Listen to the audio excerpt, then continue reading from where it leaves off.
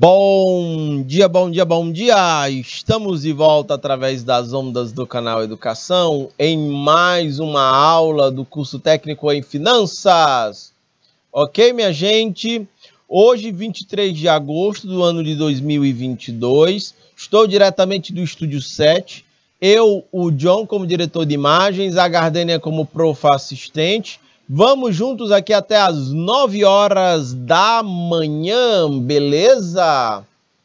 Tudo bem, minha gente? Estamos falando de macroeconomia, de conceitos, de políticas macroeconômicas. É um assunto que sempre está na ordem do dia. Podem ter certeza, todo dia que vocês pararem para olhar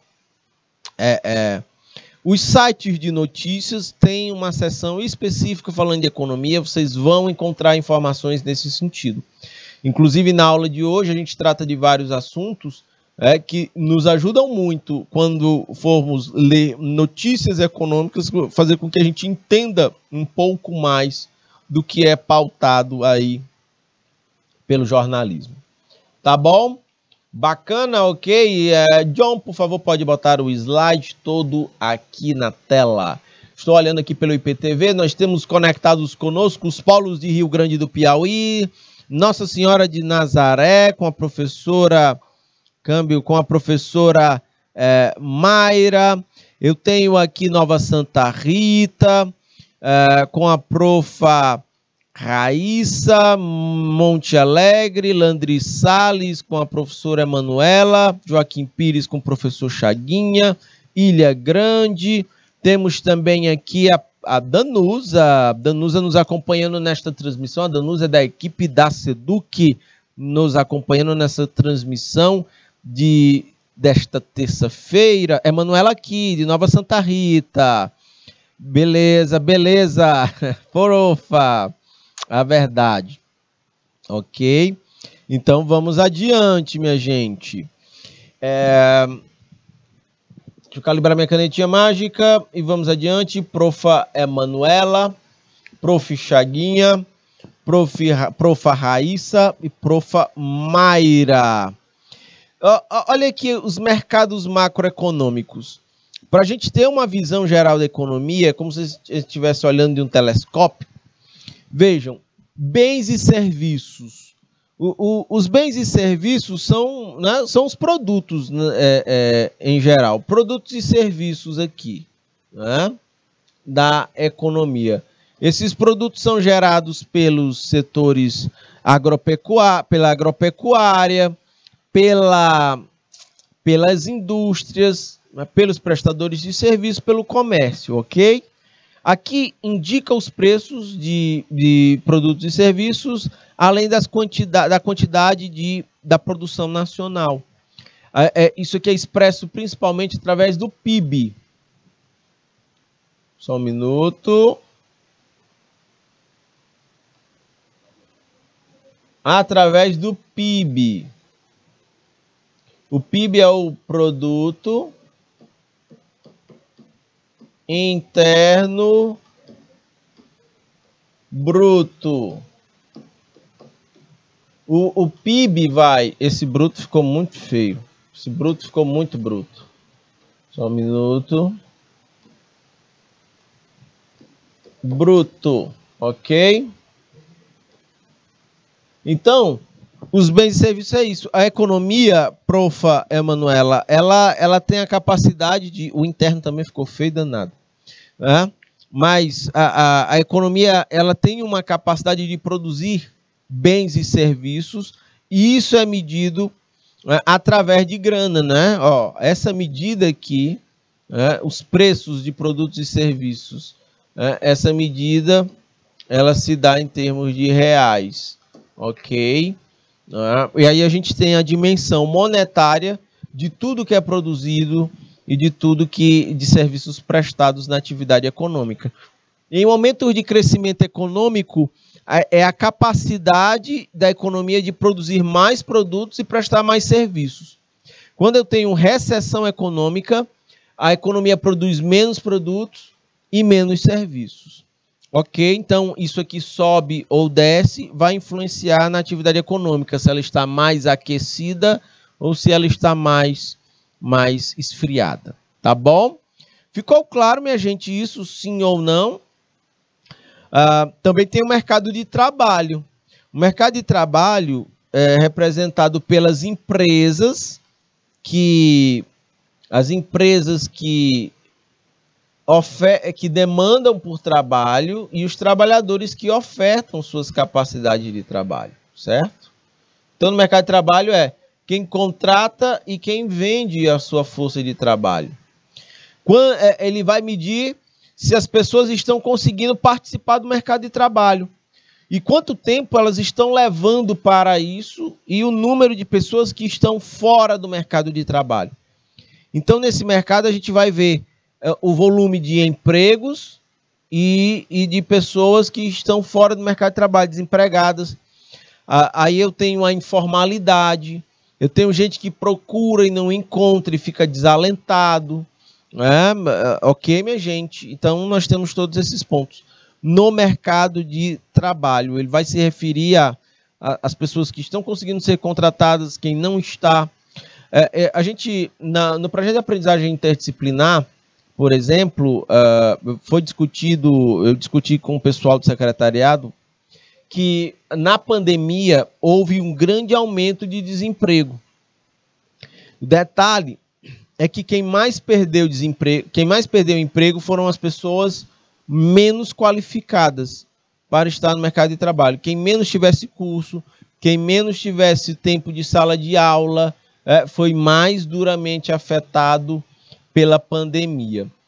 Até porque, vejam, volta aqui para mim, John, por favor, até porque vejam só, tiveram tipos de trabalho que foram menos afetados pelo desemprego. Por exemplo, os que poderiam ser feitos de forma remota, usando internet, computador, plataformas, você faz reuniões à distância, você consegue fazer o trabalho de repente de casa, né, e encaminha por e-mail ou pela internet ou por qualquer outra via digital. Então, vejam, são atividades de trabalho que exigem um certo nível de qualificação e um manejo da tecnologia.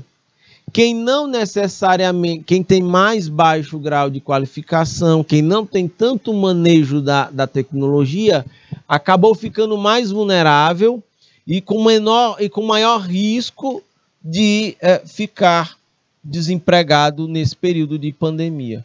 Ficou claro isso, minha gente? Sim ou não, por favor? Me digam aí pelo chat. Então, quanto mais tempo de sala de aula vocês tiverem, quanto mais tempo de estudo, quanto mais cursos vocês fizerem, quanto mais vocês estudarem, nesse tipo de evento, vocês tendem a ter uma maior probabilidade de conseguir se inserir no mercado de trabalho. Os dados têm apontado para isso, viu? Nova Santa Rita e Landry Salles, beleza? Vamos adiante. Pode ampliar o slide todo aí na tela, John, por favor. E, minha gente, um outro detalhe do mercado de trabalho que a gente pôde perceber na pandemia é que quem ficou desempregado, deixa eu mudar aqui. Quem ficou desempregado e quando consegue encontrar um emprego, as pessoas, elas têm voltado para o mercado de trabalho como uma remuneração mais baixa do que tinha quando antes de ficar desempregada. Ok? Por quê? Porque muita gente que voltou a trabalhar de forma informal. E na informalidade, o valor que o funcionário tem, que a pessoa recebe é menor do que quando ela estava formalmente empregada. As condições de trabalho são mais difíceis. É a pessoa que monta a banquinha de bolo para vender na rua, é a pessoa que faz o arrumadinho para vender na rua, entendem? É essa pegada da informalidade. É a pessoa que compra, que faz sanduíche e faz suco para vender na rua. Então, quem perde o emprego e tenta encontrar novos postos de trabalho formais. Quando eles não surgem, a pessoa encontra na informalidade uma capacidade de tentar gerar mais renda. O detalhe é que a remuneração dela sempre tende a ser mais baixa do que antes, sacam? E um detalhe é, muitos dos trabalhadores que estão na informalidade podem ter certeza, trabalhando como autônomos informais, podem ter certeza, se aparecer uma proposta de trabalho com carteira assinada, a pessoa larga a informalidade e vai para e vai atrás daquela proposta de trabalho formal, né? Onde ela tenha a carteira assinada. Esse também é um reflexo que a gente encontra. Um outro detalhe, quando a pessoa passa muito tempo procurando emprego e não encontra, ela fica desalentada, ela nem procura mais o emprego, ok? Também tem gente que não está procurando emprego, mas se aparecer ela trabalha. Tudo isso é característica dentro do mercado de trabalho, tá bom? Além disso, o mercado de trabalho, minha gente, ele regula os valores dos salários e se a oferta de profissionais de uma certa profissão está aumentando ou diminuindo. Minha gente, o que é que a gente tem percebido no mercado de trabalho? Está havendo uma queda na renda média do trabalhador. Na renda média do trabalhador brasileiro. É a melhor do trabalhador. É a maior renda, é a maior queda na renda nos últimos anos. Por quê? Quando a gente tem, volta aqui para mim, John, quando a gente tem no mercado de trabalho muita gente desempregada, é aquela vibe, quando aparece uma proposta de emprego, é assim, ó, bem, tá aqui, a proposta de ganho é essa, se você quiser, tá aqui. Se você não quiser, tem uma fila grande de gente ali querendo. Então, esse tipo de coisa, ela acaba rebaixando a renda do trabalhador. E isso, óbvio, acontece para profissões que não têm uma legislação regulando. Quando a profissão tem uma lei que define um piso, o profissional não pode ganhar menos do que aquilo. Sacam? O detalhe é que quando a profissão ela não tem uma lei definindo o salário, aí pode acontecer isso. Óbvio, ninguém pode ganhar no mercado formal menos que um salário mínimo. Ali é o piso. Mas a pessoa acaba tendo que se obrigar, dependendo do que ela faça, a ganhar ali o piso ou muito próximo do piso. Ela não tem poder de negociação para conseguir mais elevados patamares de salário acima do piso do salário mínimo, ok? Essa é a questão. Na região Nordeste e na região Norte, inclusive, a média salarial, a média de ganho da renda do trabalhador, e aí eu estou botando a informalidade no meio, ela está na faixa dos R$800 por cabeça. É uma renda muito baixa. Lá na região Sul, Sudeste, aí a média sobe para cerca de R$1.800.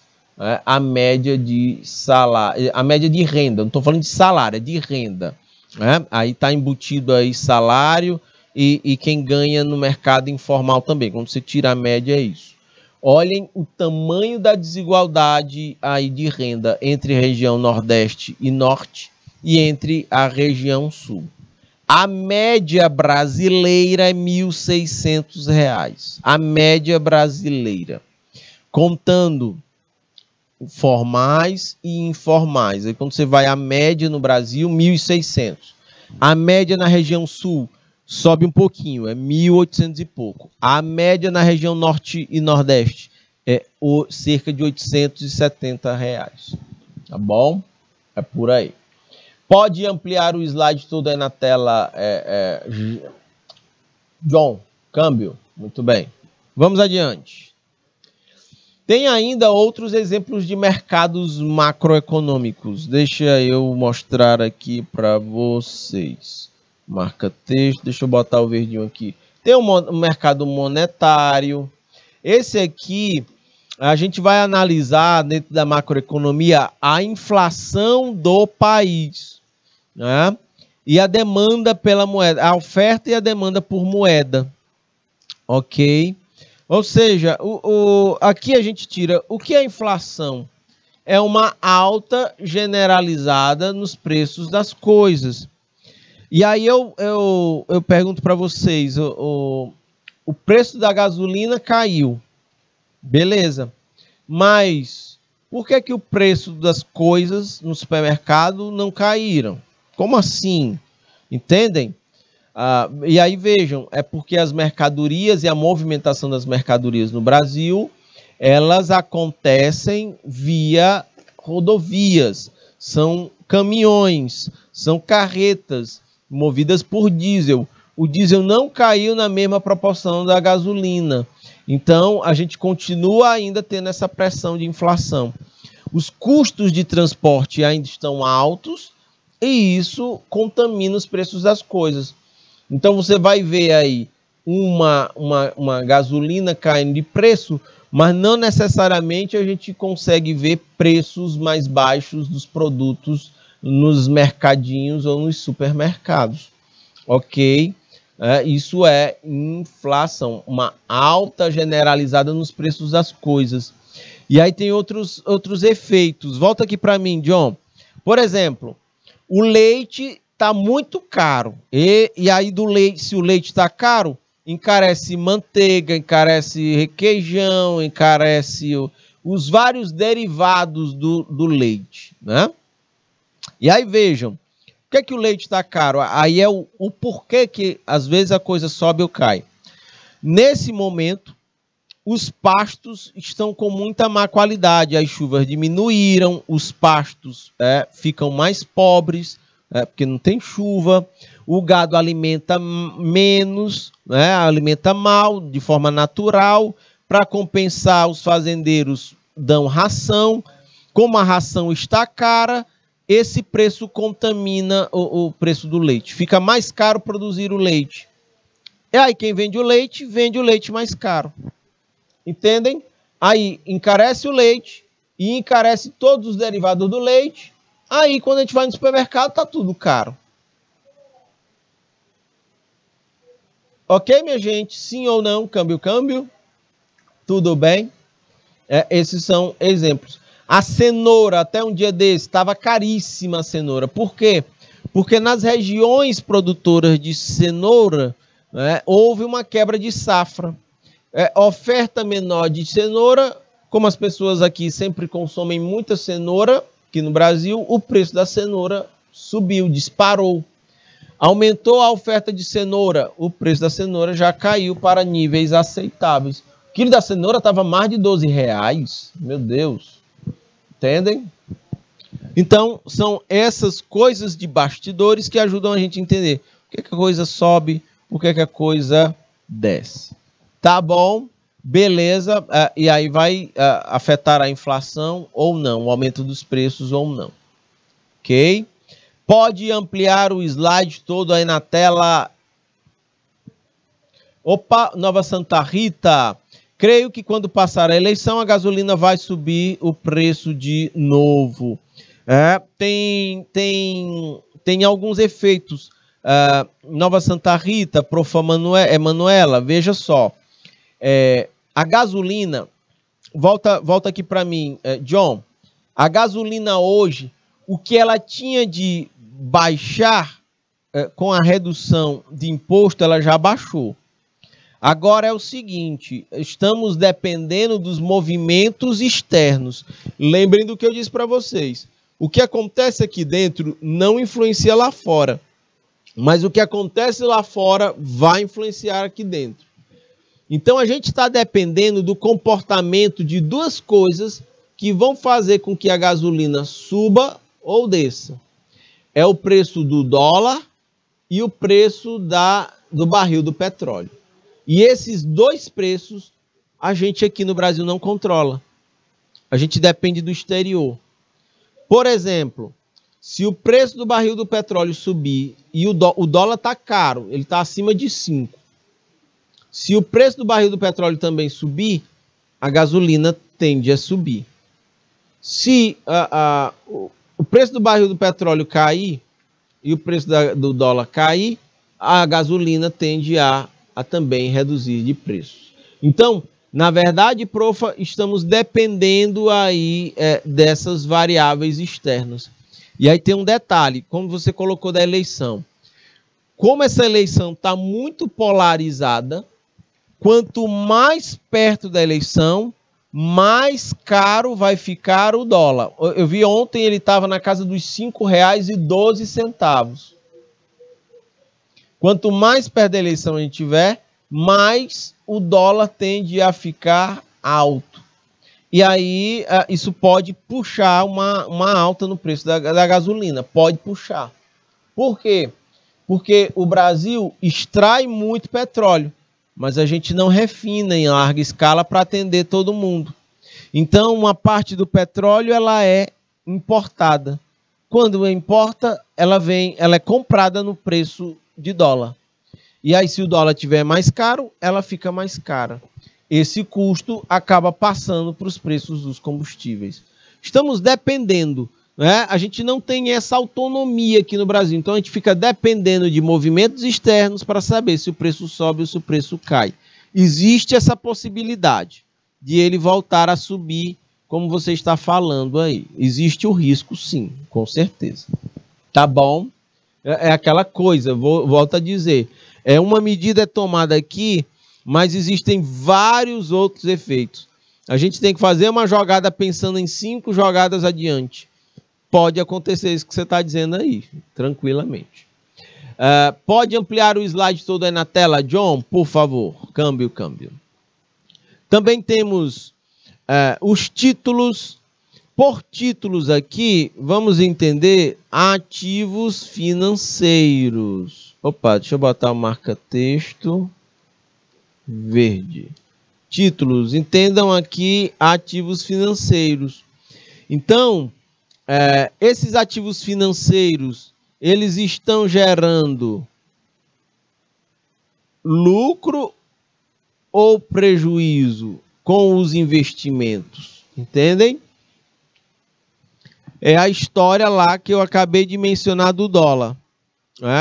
Quanto mais dólar tiver na economia brasileira, o preço do dólar cai. Quanto menos dólar tiver na economia brasileira, o dólar sobe.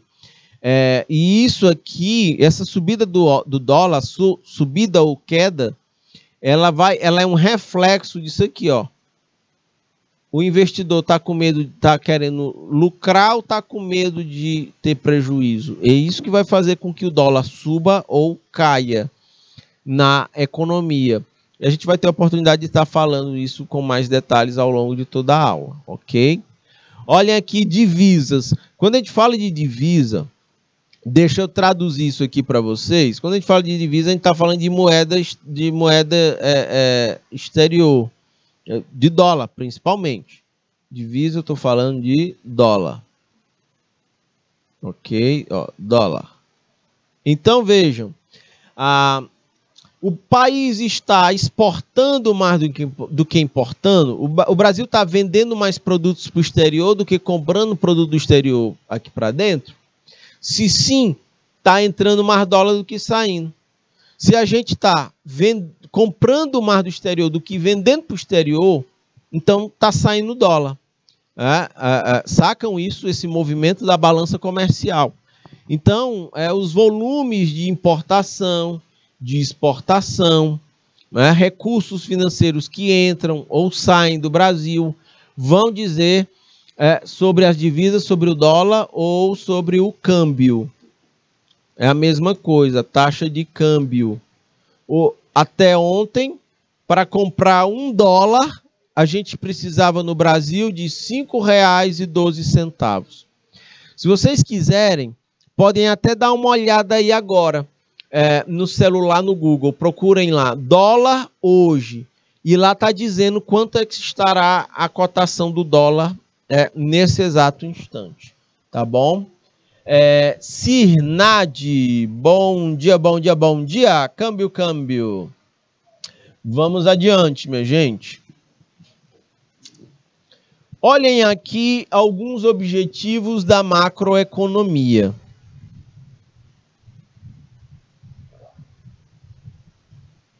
Vejam só. Um primeiro objetivo deveria ser pleno emprego. Pleno emprego. Ou seja, o ideal no plano das ideias seria que não existisse desemprego no mercado de trabalho, que todas as pessoas estivessem empregadas. Mas vamos aqui na prática, bora imaginar se todo mundo tivesse empregado, a massa salarial paga seria muito alta, porque as empresas iriam procurar trabalhadores e não teria trabalhador disponível, porque está todo mundo trabalhando. Então, para você propor para o John sair de onde ele está para ir para um outro trabalho, só se fosse pagando muito mais do que o John recebe. Entendem? Oferta e demanda no mercado de trabalho. Se todo mundo tivesse empregado, a gente teria níveis de salários muito altos. Porque para uma pessoa sair de um lugar para ir para o outro, ela só iria através de um pagamento muito maior, de um salário muito maior. Mas, do ponto de vista da ideia, como é impossível a gente conseguir a inexistência do desemprego, que seja pelo menos a gente consiga reduzir os percentuais de desemprego na economia. Quanto mais baixo o percentual de desemprego na economia, melhor. No Brasil, em 2014... só um minuto aqui. No Brasil, em 2014, nós tínhamos uma taxa de desemprego de 6, ela oscilava entre 6,2% e 6,8%. Ok? Uma taxa de desemprego baixa, sacam? Baixa. Para padrões brasileiros, uma taxa de desemprego baixa. Hoje, 2022, a nossa taxa de desemprego está na casa dos 9%. É uma taxa de desemprego alta. Já esteve mais alta? Sim. A gente já teve, no pico da pandemia, uma taxa de desemprego de 13%. E aí ela vem caindo lentamente, mas ela vem caindo, chegou agora na casa dos 9%. Ainda é muito alta se a gente comparar com essa média aí de 2014. Ok, minha gente? Tudo bem? É muito importante que a economia cresça para gerar postos de trabalho, porque quando a economia cresce, as empresas vendem mais, encomendam mais matérias-primas, contratam mais pessoas. Essas pessoas que estavam desempregadas sem renda agora estão com renda e vão consumir. Aí aumenta as vendas de novo. Vejam que a gente tem um ciclo que acaba estimulando o crescimento de mais empregos. Ok? Esse pleno emprego é quando os recursos, capital, trabalho, capacidade empresarial e natureza estão sendo plenamente utilizados. Quando a gente fala de pleno emprego, não é só de relações de trabalho. Por exemplo, se você andar aqui no centro de Teresina, a gente vai ver povo de Nova Santa Rita, povo de Ilha Grande, povo de Joaquim Pires, de Landry Salles, de Monte Alegre, de Nossa Senhora do Nazaré e Rio Grande do Piauí.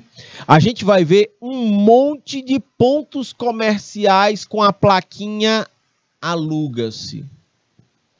Isso é desemprego de estrutura. Você tem um ponto comercial que está desocupado. Logo, é um ponto comercial que está desempregado para um comércio, para a produção de alguma coisa ou para um escritório de prestação de serviços, entendem? Aquele imóvel ele não está sendo usado, ele não está gerando um pagamento de aluguel para alguém. Entende isso, minha gente? Sim ou não? Quando a gente fala desse emprego, ele é geral, ele não é só das pessoas, é o desemprego de estrutura. Por exemplo, aqui no canal, nesse exato instante, todos os estúdios estão tendo aula. Então, estamos com pleno emprego de toda a nossa estrutura. Sacaram? Todas as câmeras estão sendo usadas, todos os estúdios estão sendo usados, em todo o equipamento ou maquinário. Sacam? Estamos no pleno emprego dos recursos estruturais aqui no canal, nesse exato instante. Sacaram? Então, vejam, se a gente tivesse com 3 estúdios sem estarem sendo utilizados neste momento, aí nós não estaríamos com pleno emprego. Nós teríamos 3 estúdios desempregados, ou seja, eles não estão sendo utilizados, eles não estão sendo empregados para ministrar aulas. Sacam isso? Então, esses são pontos importantes. Bora imaginar a capital. Bora imaginar aqui que a Gardênia, ela tenha na poupança dela, deixa eu dar um chute aqui, a Gardênia tenha 53 mil reais parados na poupança, né?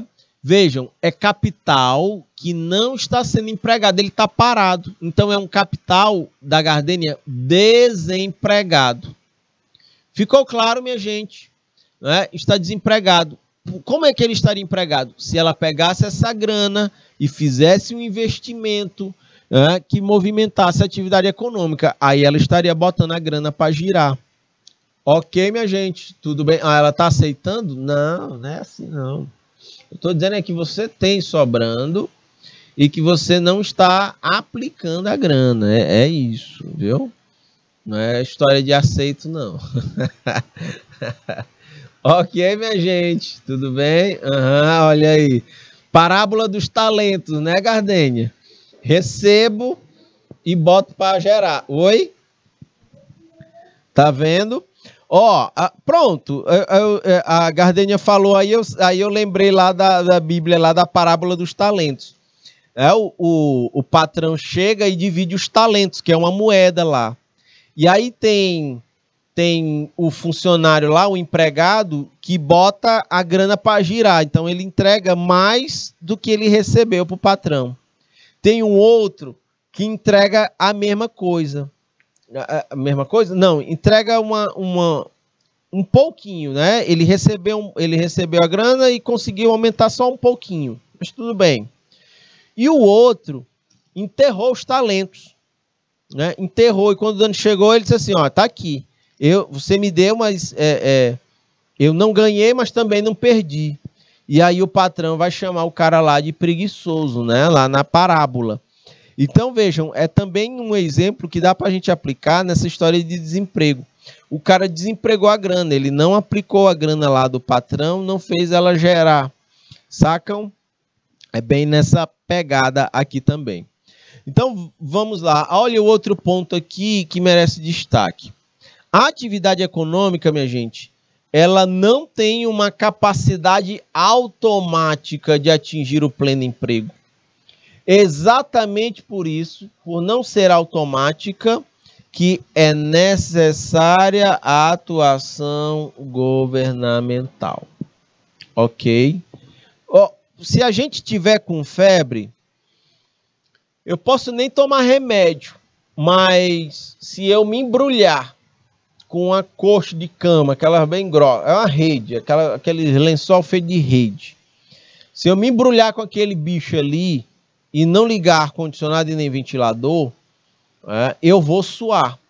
E se eu suar, o meu suor ele já serve naturalmente para regular a minha temperatura. Sacam isso automaticamente. Pode voltar aqui para mim, John. Mas na atividade econômica não é assim. Ela precisa de estímulos É como um paciente que tem parada cardíaca. Ele não vai conseguir reagir sozinho. Ele precisa de estímulos.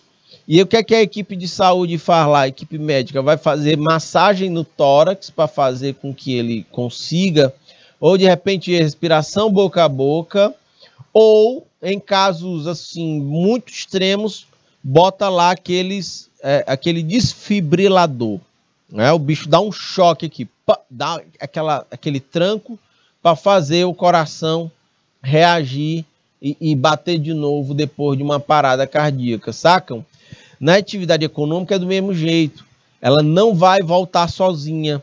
Eu dou um exemplo para vocês, e vocês podem apurar isso lendo sobre o assunto, a Grande Depressão Econômica do ano de 1929 nos Estados Unidos. Vocês estudam isso na história. Na Grande Depressão Americana, pensou-se que o mercado iria sair sozinho da depressão. Então começa em 29, o governo não fez nada, a depressão continuou. Em 1930, o governo não fez nada, a depressão continuou. 1931, o governo não fez nada, a depressão continuou. Fechamento de empresas, desemprego, condições muito difíceis para a economia americana. 1932, o governo não fez nada, a economia não reagiu, a depressão continuou. Apenas em 1933, quando o governo resolve reagir com uma série de medidas para dar um tranco na atividade econômica, botou um desfibrilador para dar um choque na economia americana, foi que a economia começou a reagir. Ok? Então, precisamos de atuação do Estado, de investimento público para poder fazer a atividade econômica reagir no momento de recessão. Vocês sabem por que eu estou dizendo isso? Meus caros futuros técnicos em finanças, numa economia em recessão, você não vai ver empresa aumentando seus investimentos.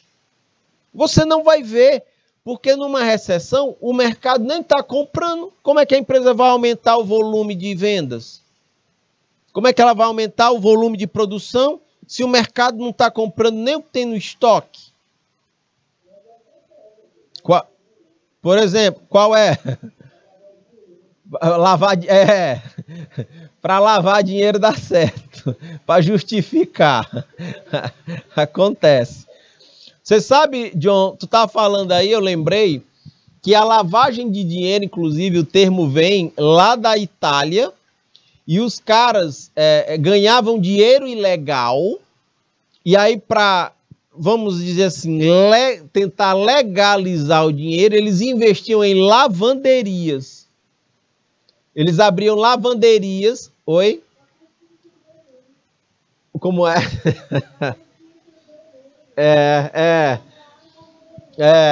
Então eles abriam lavanderias para justificar, para dizer assim, o dinheiro está entrando, mas é porque eu investi aqui em lavanderia, em lavagem. E aí pegou essa história da lavagem de dinheiro. Tem gente na economia que ganha dinheiro de forma ilegal, aí começa a abrir negócios ou fazer investimentos para tentar justificar aquela grana ilegal. Por isso que o nome é corrupção e aí é lavagem de dinheiro. Mas é porque o exemplo vem lá da Itália, né, em que eles investiam, os mafiosos da Itália investiam em lavanderias. É muito curioso, é muito interessante. O John falou aqui, é verdade, John. Então, minha gente, por que as empresas legais elas não aumentam os investimentos? Porque as pessoas não estão comprando. Na recessão, as pessoas compram o básico e o necessário.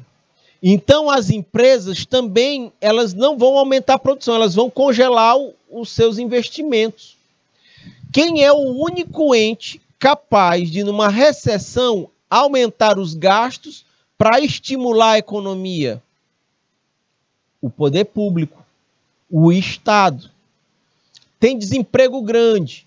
Aí o Estado, o que é que a China faz? Investe em construção civil.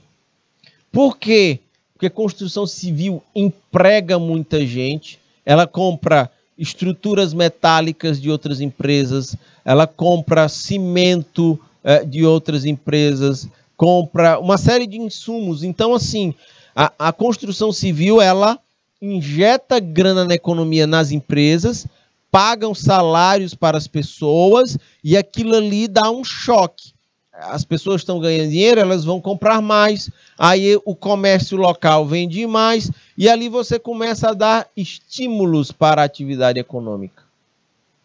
Por isso que o papel do Estado ele se mostra importante nesses momentos. Na crise de 2008, um grande colapso, procurem ler sobre isso também. Na crise de 2008 nos Estados Unidos, houve um risco de... A recessão foi internacional e houve um risco de colapsar tudo. Quem foi que salvou o mundo, né, de uma grande crise em 2008? Recursos públicos dos bancos centrais de todo o mundo. Foram os recursos públicos que salvaram o mercado internacional, que foi extremamente irresponsável na gestão dos negócios. Ok? Nova Santa Rita, o Brasil já lava demais. Tem muito. A gente aprendeu mal com os italianos. Acontece, viu? Povo de Nova Santa Rita. Ok, minha gente, tudo bem? Pode ampliar o slide todo aí na tela, John, por favor. Agora no Covid, né? No Covid, diante dessa grande crise, quem aliviou o impacto foi aumento de gasto público, foi aumento dos recursos públicos. Ó, se não houvesse, na pandemia, se não houvesse auxílio emergencial, minha gente, nós estávamos na lona. Já pensou as pessoas muito mais tempo em casa, tendo que manter o distanciamento social e sem receber auxílio emergencial? Como é que iria fazer? Então, nesses momentos de grande crise, é fundamental o Estado adotar o seu protagonismo, o poder público, né? E aí existem várias alternativas. O poder público pode usar políticas fiscais e monetárias no seu repertório.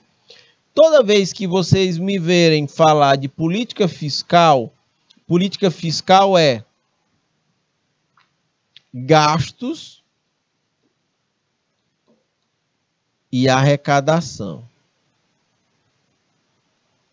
E arrecadação. Ok? Por exemplo, reduzir o ICMS é uma política fiscal, de reduzir a arrecadação, de reduzir impostos para deixar a gasolina mais barata. Entendem? É por aí. A crítica que eu tenho à redução do ICMS é que ela é uma medida pontual e isolada. Você reduz o COFINS, governo federal, e reduz o ICMS dos governos estaduais. Mas o que o Brasil, de fato, está precisando é de uma reforma tributária. Vejam, aí é uma reforma maior. Ela vai mexer com o ICMS, com o PIS e COFINS e com um monte de outras coisas. Inclusive, ela desonera imposto. Se for a reforma tributária que o Brasil precisa, ela tira imposto de quem ganha menos e bota imposto para quem ganha mais. Aí a gente vai ter, de fato, uma medida definitiva e que ajuda a enfrentar a questão. Sacam? Vamos adiante. Ainda nos objetivos aqui da macroeconomia, vocês assistiram o BBB da Juliette, minha gente? Vocês que estão assistindo aqui a aula. Ilha Grande, Joaquim Pires, Landry Salles, Monte Alegre do Piauí, Nova Santa Rita, Nossa Senhora do Nazaré e Rio Grande do Piauí. Vocês assistiram o BBB que a Juliette ganhou? Esse BBB, A Juliette, eu acho que foi a BBB, assim, mais...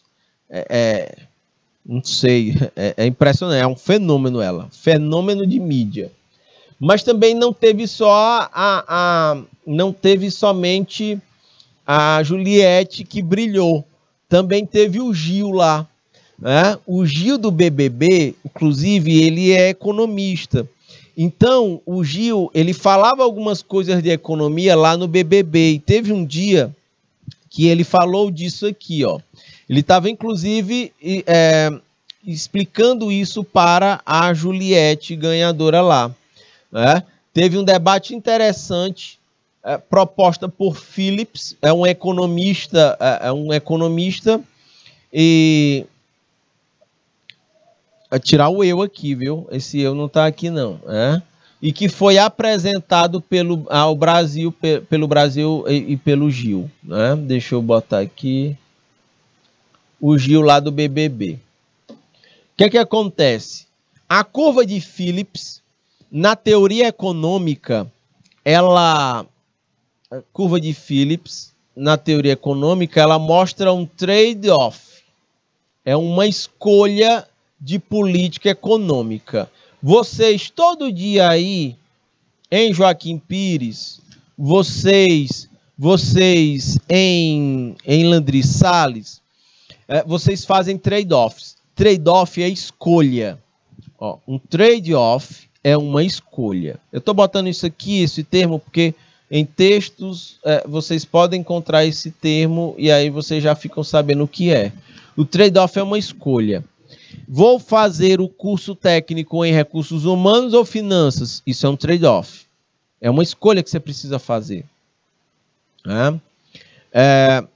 Eu vou só fazer ensino médio ou vou fazer ensino médio e ensino técnico? Isso é um trade-off, isso é uma escolha. Entendem? E aqui, na economia, o Gil lá do BBB explicava para a Juliette sobre esse trade-off agora na economia. O que é que o Gil explicou lá para ela?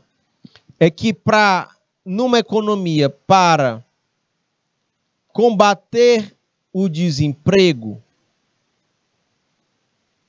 você baixa o desemprego, você consegue gerar mais postos de trabalho para a população. Detalhe, você acaba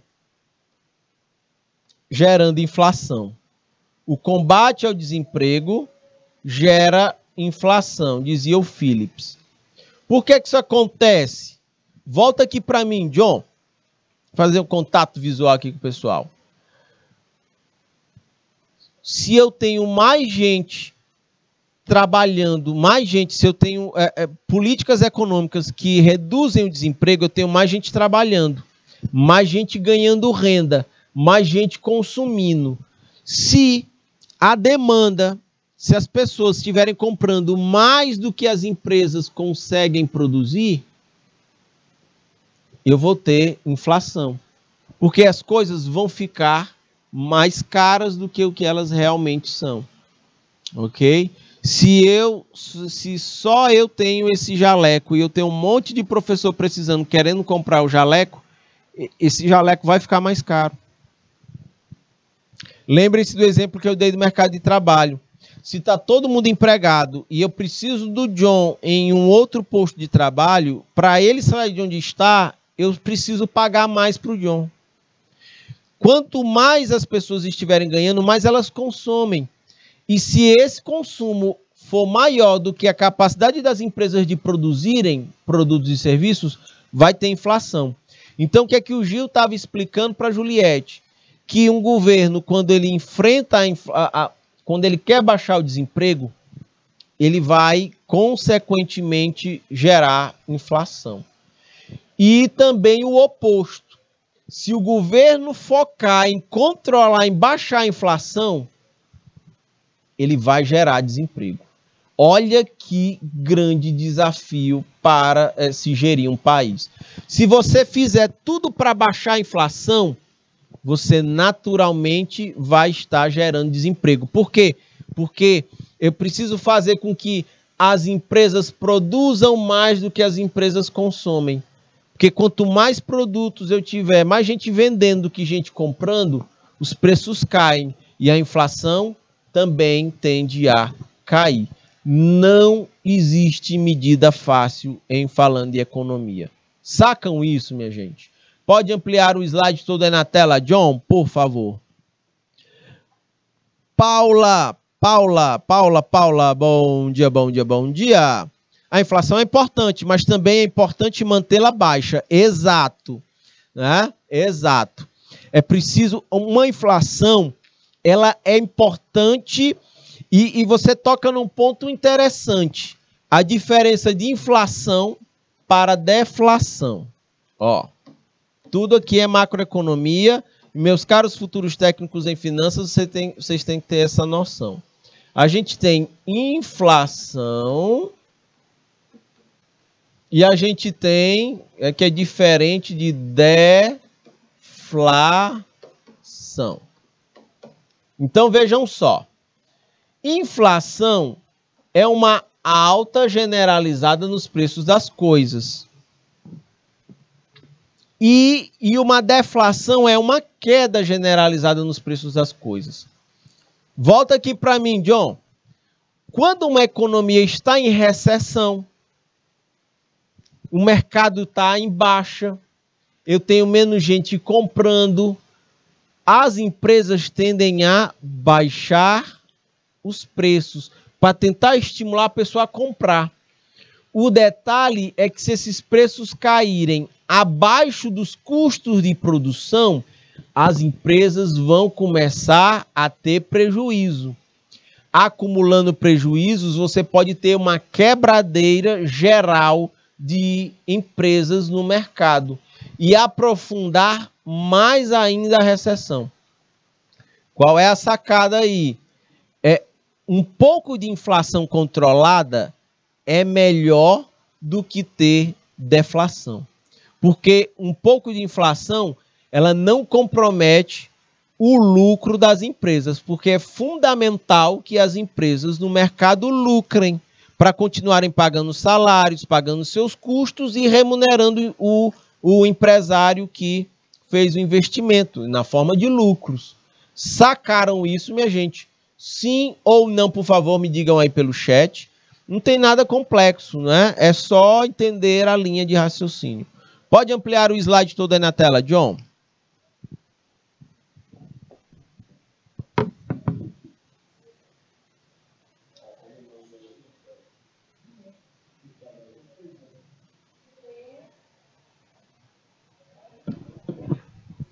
É isso aí, minha gente. Ficou claro, minha gente? Beleza? Mas um bom raciocínio. É isso aí. Bacana Landry Salles, bacana Nova Santa Rita. Essa é a sacada. Vocês percebem que, vendo isso, a gente, quando assiste televisão, vai assistir notícia de economia de um jeito diferente, não é, do normal. A gente entende um pouco mais os bastidores de como as coisas funcionam. A gente estava falando de pleno emprego, né, dos recursos na economia, mas um outro objetivo da macro é gerar crescimento econômico. Mas eu acabei de dizer para vocês, né?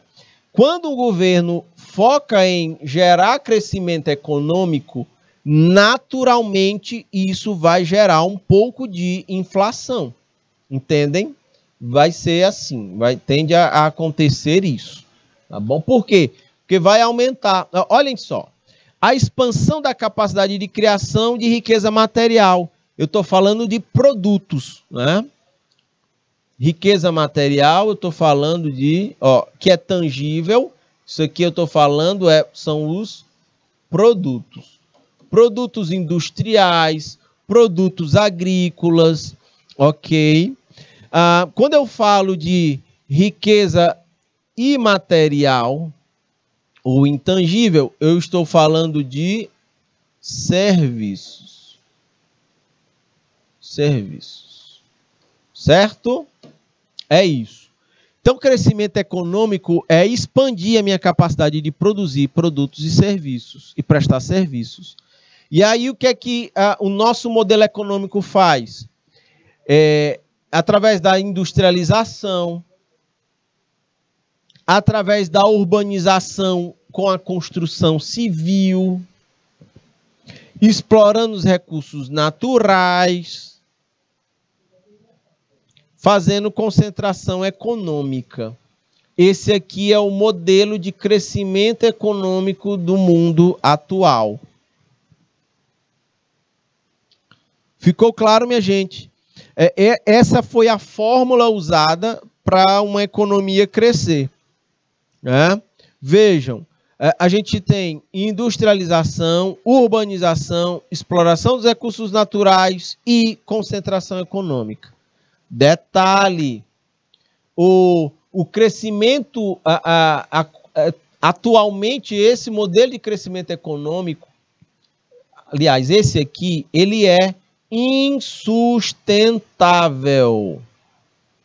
Só um minuto. Esse modelo de crescimento aqui, ele é insustentável para os dias de hoje. Precisamos pensar num novo modelo. O pó da carnaúba pode ser um exemplo. Exatamente, povo de Joaquim Pires. Exatamente, é um exemplo. O pó da cera da carnaúba, o mel, né? A soja, a macaxeira, né? Uma vacina, um carro, um corte de cabelo, um atendimento médico, tudo, uma aula ministrada, a hospedagem num hotel, tudo isso é quando a gente consegue fazer mais, é expansão da atividade produtiva. E aí a gente vai ter que contratar mais gente, comprar mais matéria-prima, produzir, pagar salário. Aí a gente tem crescimento da atividade econômica. Beleza? Só que agora, o modelo sustentável que nós temos falado aqui durante o curso, ele é um outro modelo, é diferente daquele.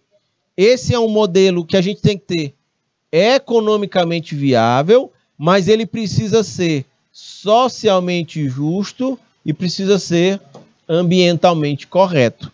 É a tríade da sustentabilidade para os dias de hoje.